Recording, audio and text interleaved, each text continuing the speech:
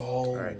Hey guys, today we're going to be talking about discussion post 8, and the question of the day is going to be, how do parties attract the popular support they need to win primary elections, and how do parties attract the popular support they need to win general elections, and what's the difference between the two?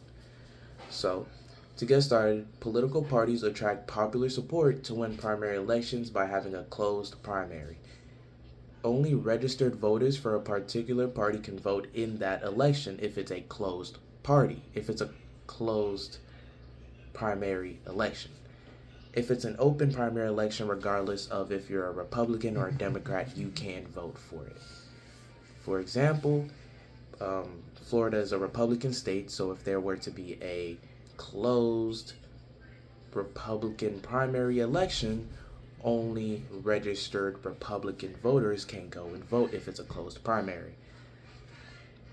And another way that, the three ways that that parties attract the popular support they need to win general elections is going to be,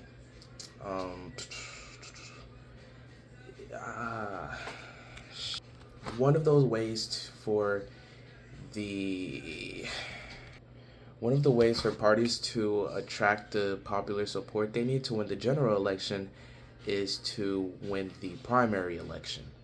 The second way for them to win is by running as an independent and getting enough signatures, which isn't a very common thing. And the last thing they can do to win the general election,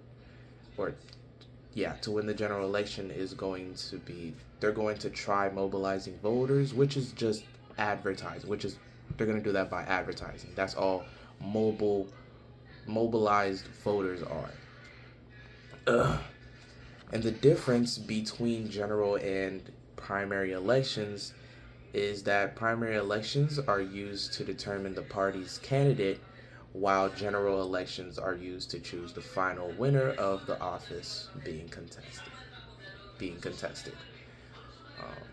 My sources are going to be the Chapter 8 PowerPoint and